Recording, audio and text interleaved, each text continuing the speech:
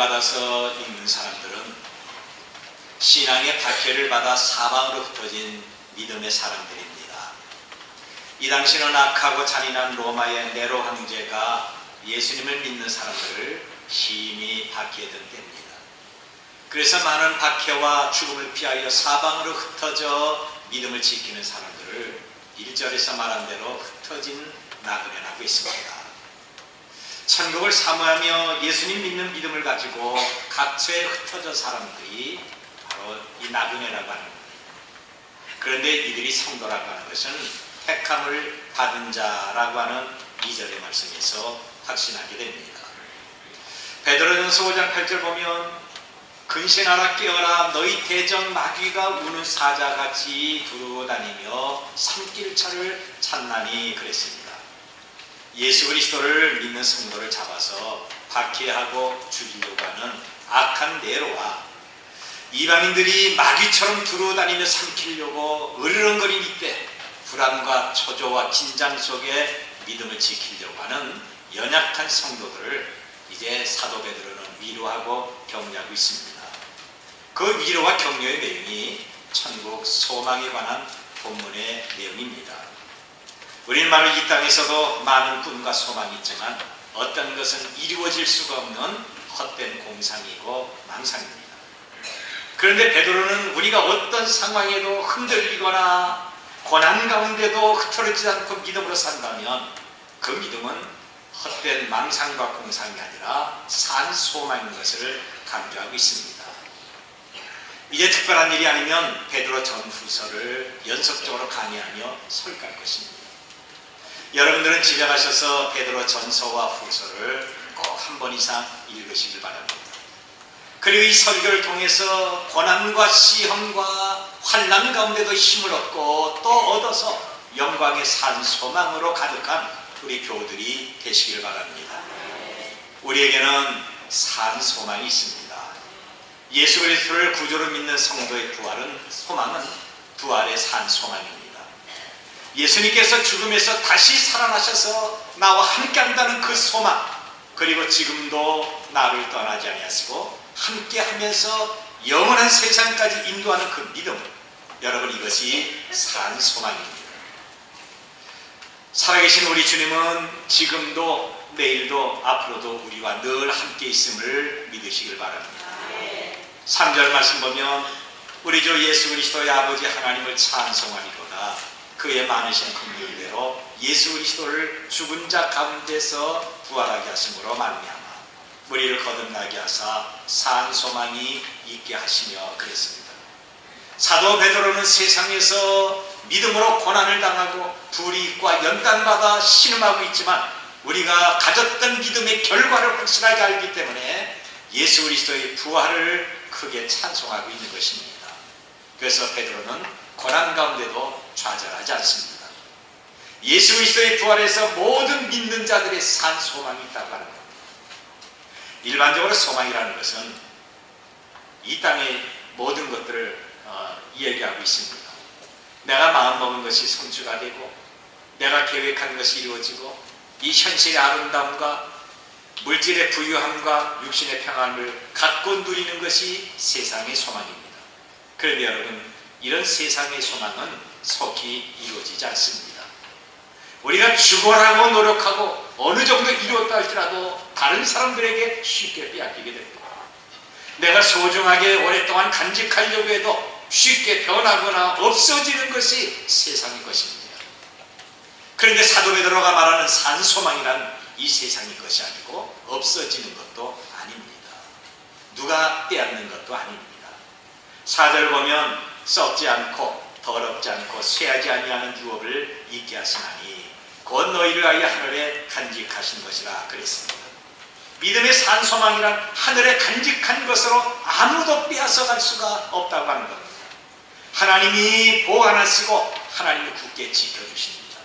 예수 그리스도를 구주로 믿으면 누구나 이루어지는 것은 영원한 산 소망을 갖는 것입니다. 우리가 집을 살 때는 그 집에 대한 등기 부등본을 먼저 열람을 합니다. 그리고 잔금을 치른 후에 등기소에 내 이름을 기록합니다. 내 이름이 기록되면 그 집이 무너져도 불에 타없어도 전쟁에서 패가 돼도 언제든지 내 것으로 다시 찾고 지을 수가 있는 것입니다. 법으로 확실하게 보장되기 때문에 그런 것입니다. 여러분, 우리의 소망은 예수 그리스도의 부활하심으로 나타나는 확실한 소망입니다. 부활하신 예수님을 통해 내가 지금 죽어도 다시 살아나는데, 그러므로 너희는 부활의 산 소망을 가지라고 하면서 환난과 박해 가운데 기가 죽어있는 여러 성도들을 격려하고 위로하고 있습니다. 사람은 태어나면 반드시 죽습니다. 저와 여러분도 앞서거니 뒤서거니 하면서 죽는 것입니다. 사람은 변하고 늙어가고 있는 것입니다. 한 해, 두 해 지나면 청춘의 아름다움이 주름 속에 가리워지고 기력이 쇠하여지며 기억력도 떨어지게 됩니다. 제가 아는 나이 많이 먹은 어떤 전도사님은 자기가 늙었다고 하면서 자기 스스로를 호박꽃이라고 합니다. 아직도 젊고 예뻐지고 싶은 욕망으로 꽃은 꽃인데 약간 늙은 호박꽃이라고 하면서 웃습니다. 청춘에 비하면 물론 많이 늙은 것입니다. 사람은 누구나 나이 먹어 늙습니다. 사람은 병들 때가 있고 죽는 때가 있습니다. 그런데 여러분, 예수님을 믿는 사람은 나이를 먹어도 고난을 당하며 병들고 가난하고 여러 가지 고통스러운 일이 있어도 우리 겉사람은 후패하나 속사람은 날마다 세워지는 것입니다. 성경은 말하기를 지내기 충실하며 잎이 청청하다고 합니다. 이것이 기독교의 역설적인 진리입니다. 요한복음 11장 25절에 있는 말씀을 보면 예수께서 나는 부활이요 생명이니 나를 믿는 자는 살겠고 죽어도 살겠고 무릇 살아서 나를 믿는 자는 영원히 죽지 아니하리니 이것을 내가 믿느냐고 했습니다. 부활하신 예수님이 나를 위하여 죽음에서 다시 살아나는 것처럼 우리도 예수님 믿으면 부활한다는 확실한 소망을 가져야 될 것입니다. 4절에서 우리에게 부활의 산 소망을 구체적으로 설명하고 있습니다. 썩지 않고 더럽지 않고 쇠하지 아니하는 유업을 잊게 하시나니 곧 너희를 위하여 하늘에 간직하신 것이다. 왜 우리가 가진 믿음의 소망이 산 소망이 되는 것입니까? 우리의 믿음의 소망은 썩지 않기 때문에 산 소망입니다. 여러분, 인간 사회에서 가장 두드러진 것 가운데 하나가 뭡니까? 부패해서 썩는 것입니다. 얼음을 채워놓고 냉동고에 넣어도 언젠가 썩지 않습니다. 통조림처럼 가공을 해도 언젠가는 부패가 되는 것입니다.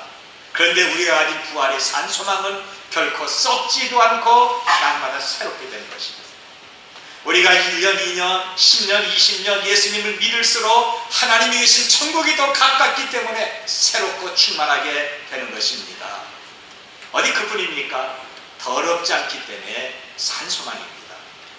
우리가 사용하는 모든 물건은 시간이 지나면 낡아지고 퇴색되며 더러워집니다.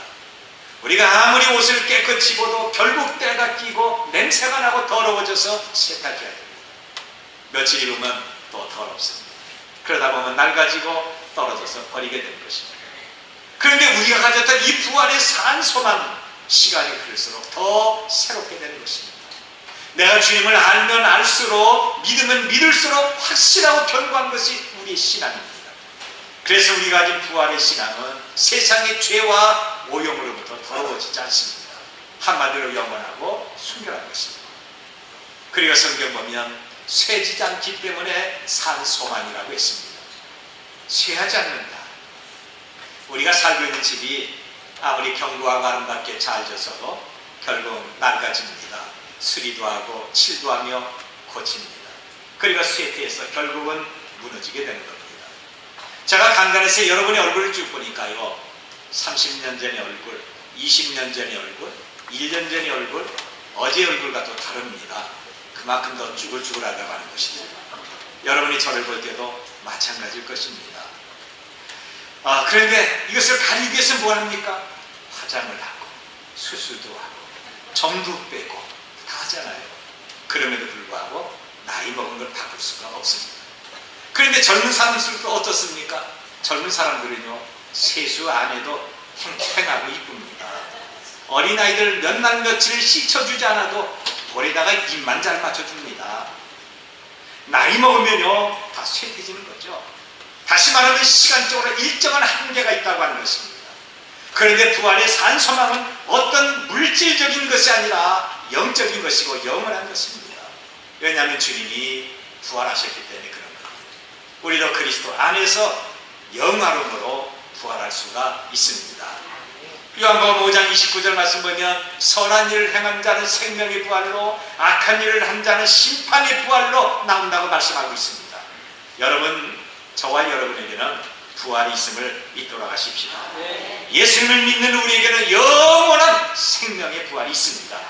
지금 우리가 약하고 부족하고 날마다 쇠약하지만 그리스도 안에서 영원한 부활이 있음을 믿고 사도 베드로처럼 주님을 찬송하도록 하십시다.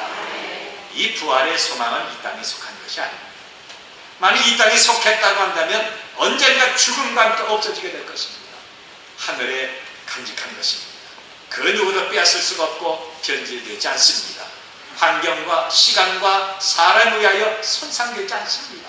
우리 주님이 부활하셨기 때문에 확실한 것입니다. 그래서 베드로는 산 소망이라고 했습니다.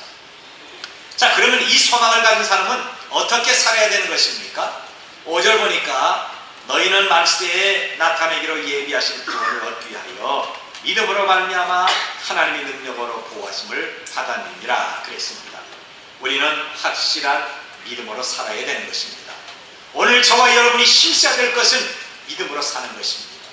우리는 여행으로 하루하루 보낸 것이 아닙니다. 설마 하면서 보내는 것이 우리의 삶이 아닙니다. 우리는 생각하기를 어제도 무사히 보냈으니까 오늘도 무사하겠지, 오늘도 무사히 보냈으니까 내일은 괜찮겠지, 그러면서 안위를 바라는 삶이 아니라고 하는 것입니다. 우리가 사는 세상은 너무 수시로 변합니다. 돌발적인 사고 많은 세상에서 믿음으로 말미암아 하나님의 능력으로 보호를 받는 것이 저와 여러분의 삶입니다. 이 당시에는 박해 때문에 흩어진 여러 성도들은 종교, 정치, 경제, 군사, 교육, 사회적으로 많은 어려움을 겪습니다. 마치 예수님을 믿기 전에 사울처럼 살리 같은 등에서 신앙인을 찾는 그런 무리가 있습니다. 언제 잡혀서 어떻게 죽을지 아무도 예측할 수가 없습니다. 그래서 예수님을 믿는 그 신앙은 바로 하나님의 보호하심을 기대할 수밖에 없다고 하는 것입니다. 이 당시 환경이 이렇습니다. 어느 날 네로 황제가 로마시에 불을 지폈습니다. 로마 시민이 크게 반발하자 그 책임을 그리스도인들에게 전가시키고 뒤집으시고, 저 예수 믿는 사람들 보니까 말세에는 불의 심판이 있다고 하는데 이 로마시의 불은 저 그리스도인들이 질렀다고 소문을 내게 된 것입니다. 이런 헛소문으로 그리스도인들은 시민의 집과 재산을 태우고 망친다고 오해를 하면서 엄청난 박해를 받습니다. 더구나 사악한 유대인들이 떡과 포도주를 먹고 마시며 주님을 기념하는 거룩한 성만찬을 사람의 피를 마시고 살먹는다고 오해를 했습니다. 다시 말하면 그리스도인들은 식인종이라고 하는 겁니다. 그리고 성만찬이 있을 때 모든 그리스도인들은 볼에 입을 맞추면서 다시 오실 그리스도를 사모하고 하나님 사랑을 다짐하게 됩니다.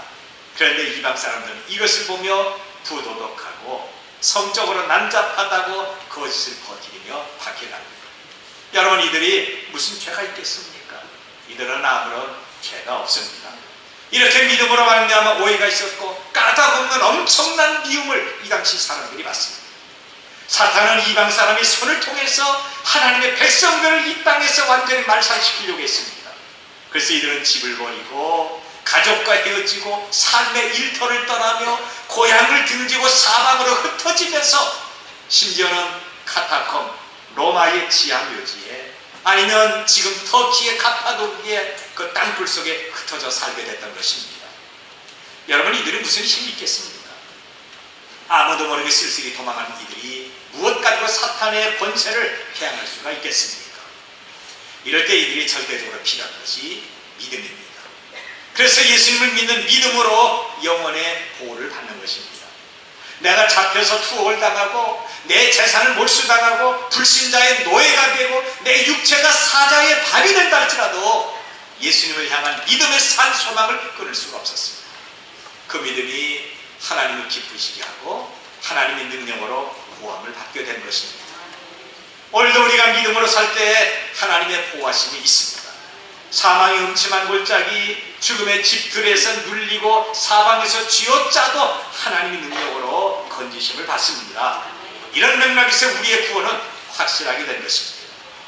6절과 7절을 보면 그러므로 너희가 이제 여러 가지 시험으로 말미암아 잠깐 근심하게 되지 않을 수 없으나 오히려 크게 기뻐하는 거다. 너희 믿음의 확실함으로 불러 연단하여도 없어질 금보다 더 귀하여 예수 그리스도께서 나타나실 때 칭찬과 영광과 존귀를 얻게 할 것이라 그랬습니다. 초대교회들이 당하는 이 박해와 어려움이 불과 같은 시험입니다. 그러나 하나님은 불같은 시험 가운데도 우리를 건져줄 것을 믿었던 것입니다. 지금도 마찬가지입니다. 우리가 예수님을 믿는 것으로 사탄의 표적이 돼서 오해와 이유 없는 미움과 박해를 받을 때가 있습니다. 제가 아는 어느 여자 직원이 직장에서 당한 일입니다. 그는 음식을 먹을 때마다 이 음식 주신 하나님 앞에 눈 감고 잠시 감사하며 기도합니다. 그런데 다른 동료는 이것이 보기 싫은 겁니다. 그와 상대하지도 않습니다. 내가 예수장과 창피해서 어울리지 않겠다고 하는 것입니다. 직장에서 믿음 때문에 그런 따돌림 당하는 거죠. 다른 사람보다 더 정직하고 다른 사람보다 더 열심히 일하고 더 성실했는데 예수님 믿는 것 때문에 괜히 미움을 받는 것입니다. 의논하고 부탁도 없고 식사도 같이 하지 않습니다. 이 여사는 그 직장에서 고독하게 근무했어요. 직장 상사가 볼 때 다른 동료와 유대감도 없고 원만하지 못하는 이유로 그에게 여러 가지 잔소리하면서 압박을 가기 시작합니다. 결국 그는 그 직장을 떠났습니다. 식사 기도한 것 가지고 직장을 떠나게 된 것입니다. 물론 결과적으로 본다면 하나님은 훨씬 더 좋은 직장으로 이끌어갔지만 그는 그 직장에서 믿음 때문에 박해를 받은 것입니다. 이것은 제가 처음 예수님을 믿을 때도 마찬가지였습니다. 예수님이 계신 것을 너무 알고 너무 기뻤어요. 제 주변 사람들이 저를 보면서 길 가면서 혼자 왜 쭈글거리고 이렇게 웃느냐 그럽니다. 그런데 저는 마음속에 너무너무 기뻐서 늘 기도하고 예수님 이름 부르면서 다녔던 것입니다. 제가 버스를 타든지 택시를 타든지 눈을 감고 하나님 앞에 기도하는 겁니다. 하나님 목적지까지 무사히 가게 해주세요. 하나님 역시 저와 함께하고 있는 거죠. 이것을 받던 친구들은 야 예수님 믿으면 그렇게 겁쟁이가 되고 약해지냐? 진실한 척 하지 마라. 너 우리가 다 아는데 위선자인 척 하면 안 돼. 그러면서 비웃습니다. 신방하다 보면요 세든 집에서는 예배하지 못할 때가 있어요. 안 믿는 집주인이 소리를 지르면서 예수 믿는 것들을 꼴보기 싫어서 못 살겠다고 비유합니다. 그래서 저는 그 집에 가면 찬송하지 않고 성경 읽고 더 뜨겁게 기도하고 있습니다. 어떤 개척교에서는 금요일날 통성기도 한다고 해서 경찰서에 진정서가 들어가고 경찰서 찾아와서 기도회를 방해하고 있습니다. 교회에서 잠도 못 자게 한다. 시끄러워서 못 살겠다. 이거 소음공해다. 우리 교회가 이곳에 이사 오기까지 그랬습니다. 저쪽 우체국 옆에 교회에 있었을 때 툭 하면 밤에 올라오는 거죠. 파자마 바람으로 올라옵니다. 개인적으로 저한테 많이 낮에 찾아와서 삿대질하고 싸웁니다. 나는 자기들에게 피해 준 것도 없는데 가만히 보면 자기는 외출했는데 옆 사람이 그런다고 자기가 들은 것처럼 해서 큰 소리 치더라고요. 그래서 매일같이 기도하는 거예요. 새벽마다. 하나님 저 집이 예수님 믿게 하시든지 하나님 저 집이 교회에서 예배할 때마다 쥐가 먹든지 나가든지 아니면 저 집이 딴 데로 이사가게 해주세요. 결국 그 사람들이 다른 데로 다 이사 갔습니다. 이사 가면서 저한테 찾아와가지고요 아주 재미난 말을 하더라고요. 목사님 그동안에 대단히 죄송했습니다. 신경 쓰이죠. 그리고 뭐 하나 이렇게 내놔요. 보면 기독교 서적입니다. 이게 뭐예요? 이거 우리 집에 있는데 목사님 선물로 제가 갖다 드릴 거다. 자기도 이사 가고 우리도 이곳으로 이사 왔던 것입니다. 사업이 실패하면요 우리 가운데 예수님 믿는 사람이 있어서 재수가 없다고 하면서 그 책임을 그들에게 전가시킬 때가 있어요.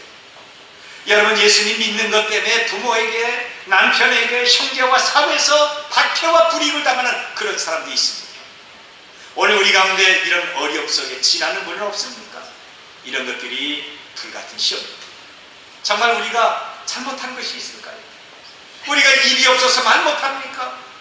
이럴 때 우리는 과연 어떻게 해야 되는 것입니까? 에라 모르겠다. 거기는 손해볼 건 뭐 있느냐? 교회고 예수고 다 때려치자, 조용히 살자, 그렇게 하겠습니까? 나는 예수님을 믿지만 안 믿는 척하면 되잖아. 괜히 믿는 척하다가 손해볼 건 뭐냐? 그러면서 자신과 다른 사람을 숨기겠습니까? 아닙니다. 초대교회 성도들은요, 믿음을 지키기 위해서 모든 걸 감당했습니다.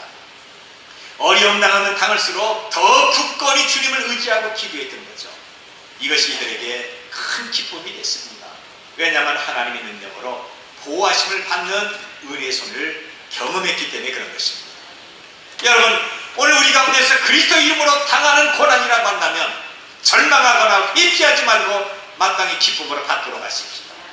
예수 그리스도 이름으로 당하는 어려움이라고 한다면 우리는 오히려 하나님께 감사하도록 하십시다. 우리의 고난은 믿음의 진실성을 더해주는 겁니다. 불과 같은 시험을 당해도 고난을 겪고도 변하지 않고 신실한 믿음을 갖도록 하십시다.